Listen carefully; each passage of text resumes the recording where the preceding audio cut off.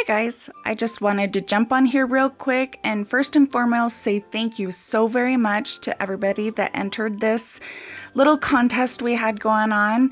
I know it wasn't quite like I had lined up, but hopefully it wasn't too very confusing, and thankfully somebody still got to get this really pretty cup. And so this is just a little short video, obviously, to share the winner of this ugly sweater cup.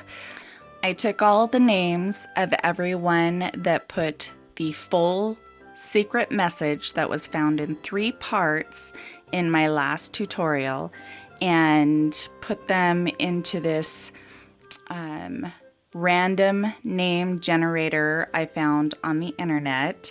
And as you can see, there was several that entered. I was super grateful.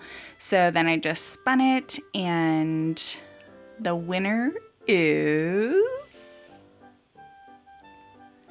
Denise Hamilton Lane. Congratulations, honey. Get a hold of me through one of the social media outlets, and I will get this shipped out tomorrow. I hope everyone has a Merry Christmas, and I can't wait for the new year.